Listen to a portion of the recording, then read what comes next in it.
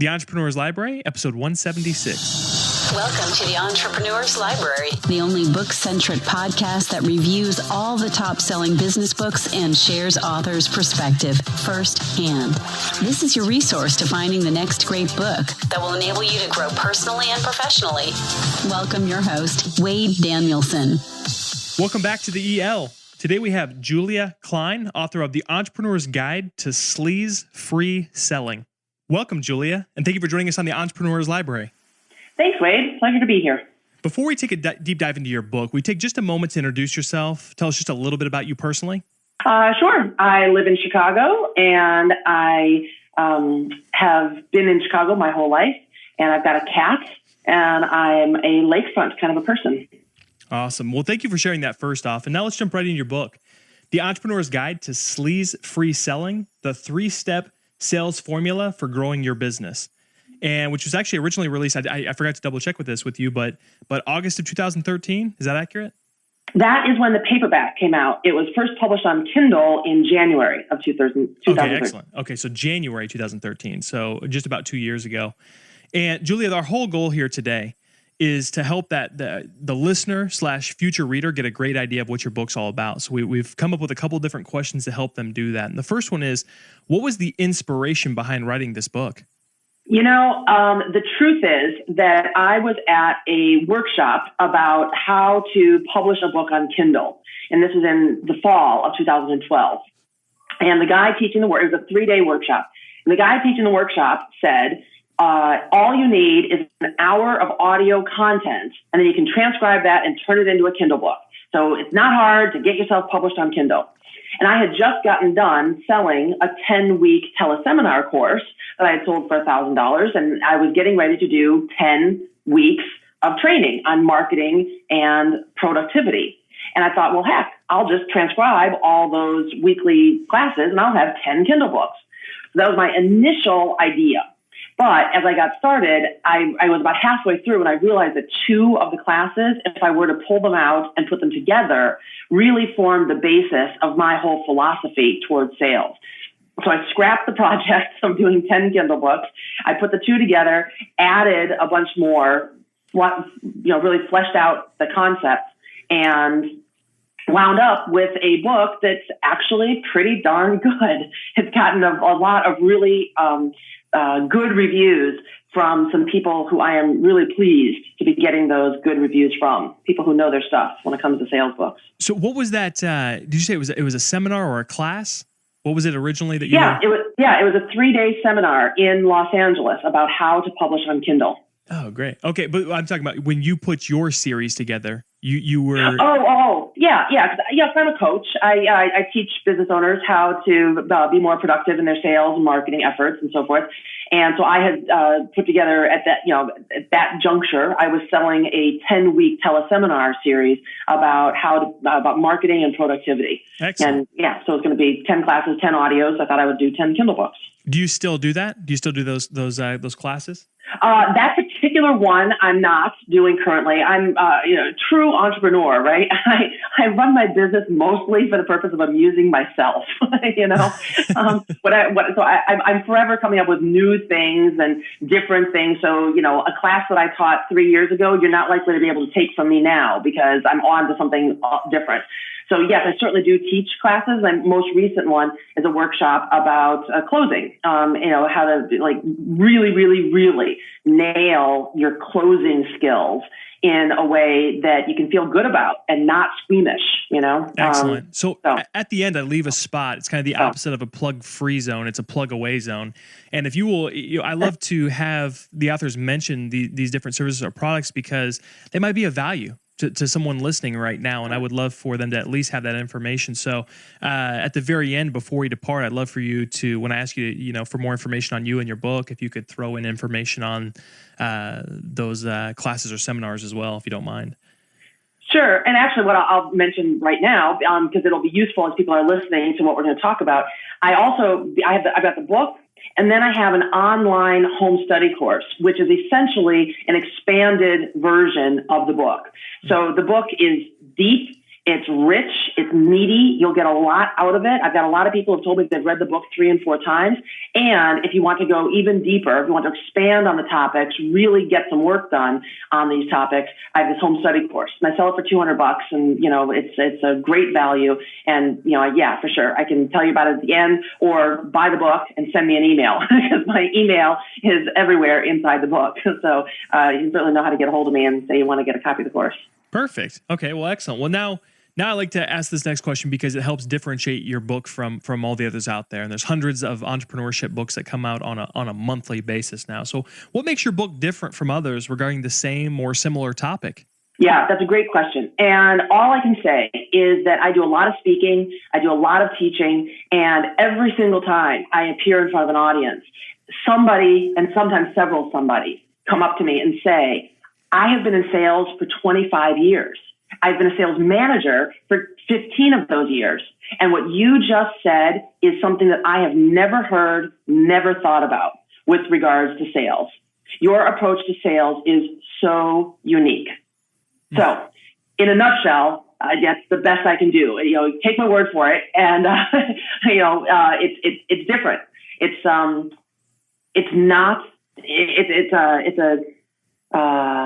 The way that I teach you to look at sales is an upheaval. It is turning sales on its side, on its head, rather. What I often say is people, the book is called Sleaze-Free Selling. So people ask me, well, what is Sleaze-Free Selling? And what my answer, or they say, what is sleazy selling?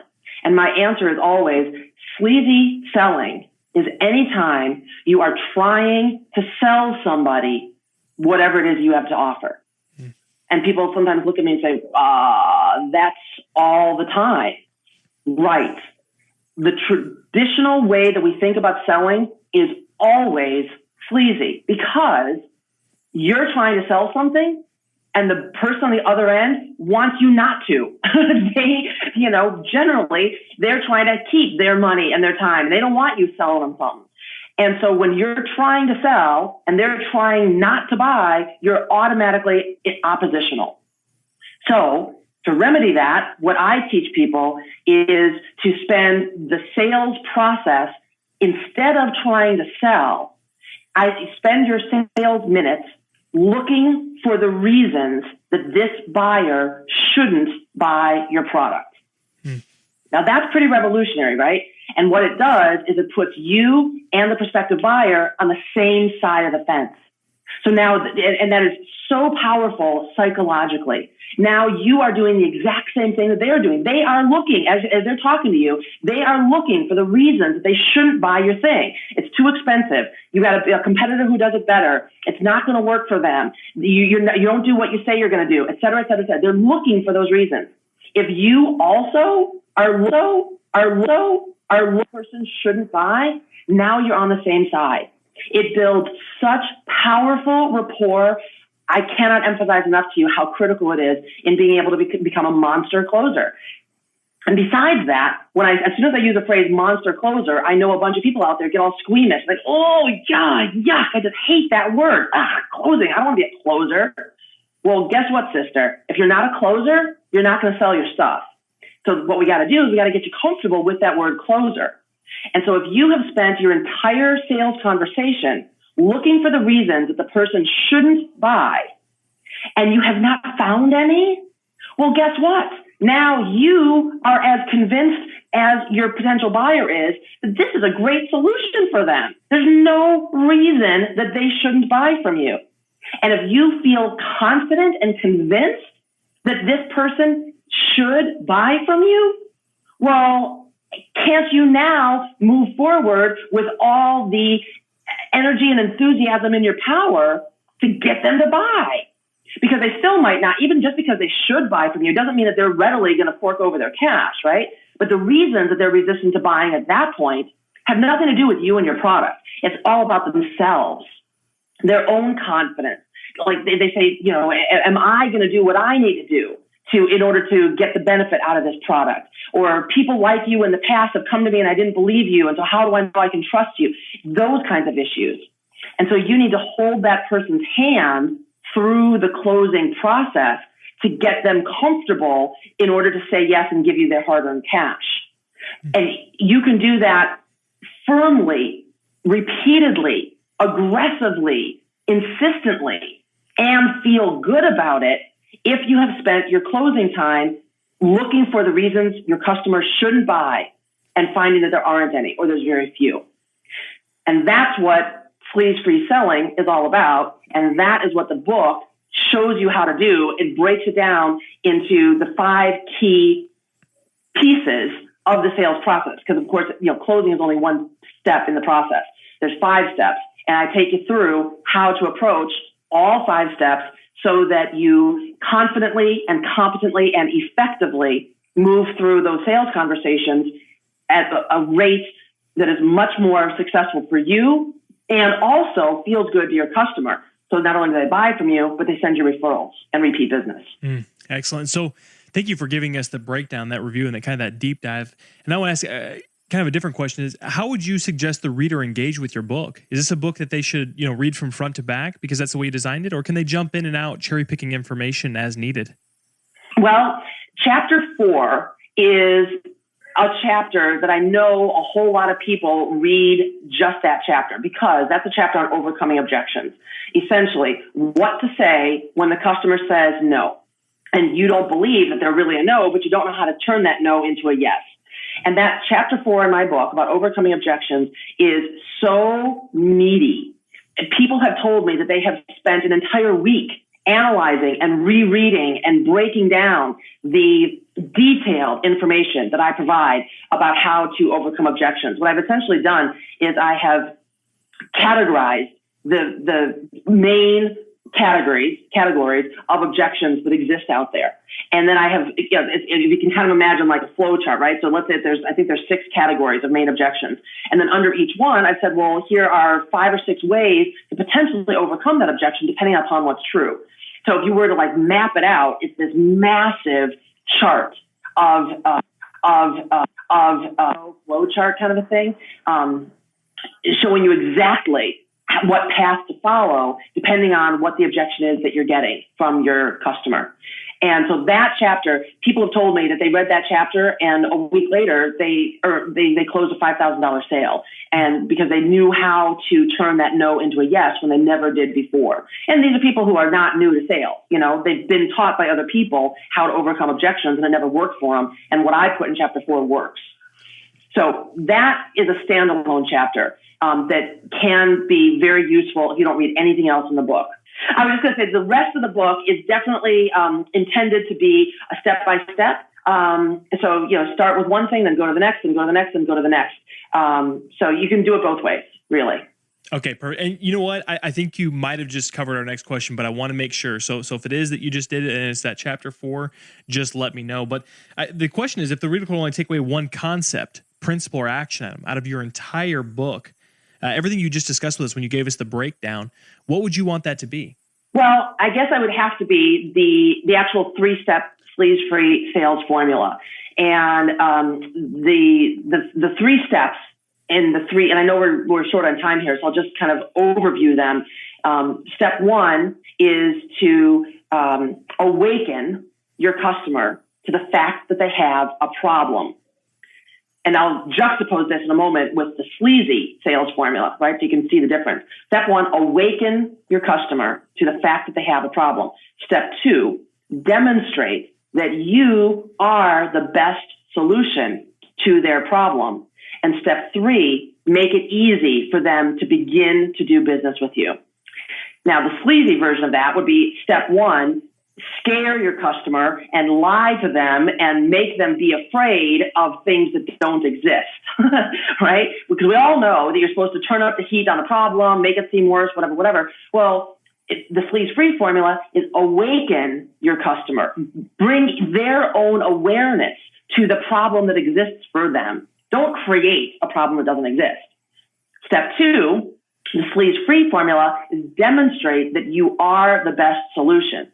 And this, of course, is predicated on having done the process that we talked about at length a few minutes ago, that you've discovered that you are, in fact, the best solution. Whereas step 2 in the Sleaze formula would be tell them that you can solve their problem no matter what, whether you can or not, and lie to them even if you have to, and make up false testimonials and all kinds of crap that sleazy salespeople do, right? And then the third step in the Sleaze-Free formula is make it easy for them to begin to go down the road with you. And there's a variety of ways that manifests depending on exactly how you're completing your sales process. If you're sitting with somebody at the table, you hand them a pen. If you're doing it online, you design your page in such a way that the buy button is easy, that sort of thing. But the sleazy way of doing that is you just come at them and combat them and combat them and don't let them say no, and chase them down, and don't let no be okay, and all that sort of thing, that's the sleazy approach. So understanding that you can be aggressive and effective at closing people on your product does not equal being sleazy. You can be aggressive, you can make lots of sales, you can close a very high percentage of the people that you talk to, and you can do it to their highest and best good, not simply looking at your own bottom line. Gotcha. Well, very good. And this is kind of a different kind of question, Julia, but do you have a favorite quote from your book? And will you take a minute to explain what it means to you? You know what? You sent me these prep questions. I didn't read them. I don't actually have a quote from my book. So no, I don't. I'm sorry. No, not a problem. We'll move into the next one, which is, being a book-centric podcast, we have to ask for a book recommendation. And not just anyone. We're asking if there's only one book you could recommend, to our listeners based on the way that's impacted your life, maybe created a lifestyle or a paradigm shift. Which book would you suggest? There really are so many. This is so difficult to answer. One that springs to mind is a book written by Dan Kennedy that is called Wealth Attraction, and it's a short 32 chapters about the ways in which money likes to be treated. I own about 24 copies of Dan's book. I invested in a whole bunch of them years ago, and I still have about 24 left. So anybody who would like a copy of Dan's book, Wealth Attraction, I would happily send it to you for free if you buy a copy of my book. So all you got to do is go find my book, buy it, and figure out how to send me an emailed receipt that you bought my book. Tell me that you heard about me on Wade's podcast, and I'll be happy to send you a copy of Wealth Attraction for free. Excellent. Very good. Well, thank you for that offer. That is fantastic. And Julia, we're to the end, so that was also perfect timing. But before we depart, can you recommend the best way for our listeners to not only get more information on you or your book, but also anything that you offer to entrepreneurs? Yeah, absolutely. My website is Sleaze-Free-Selling.com. So come on over and visit me there, and you can find out lots more information about me. You can get a link to buy a copy of my book, which is available on Amazon, of course. And also there's information there about that home study course that I was referencing. It's called Transform Your Business from the Inside Out. You can, find out more information about that home study course there.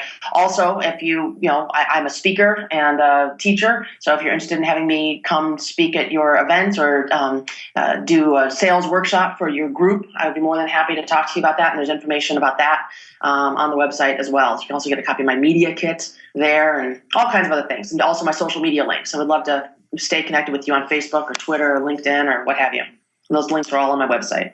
Perfect. Well, Julia, thank you so much for coming on and sharing your book with us.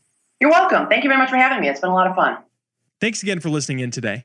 If you'd like more information on Julia or her book, The Entrepreneur's Guide to Sleaze-Free Selling, check out the show notes at the elpodcast.com. Looking for your next book idea? Head over to the elpodcast.com, where Wade shares his amazing resource, the top 10 business books recommended by over 500 entrepreneurs, with you for free. That's the elpodcast.com. Till the next time, keep it on the EL.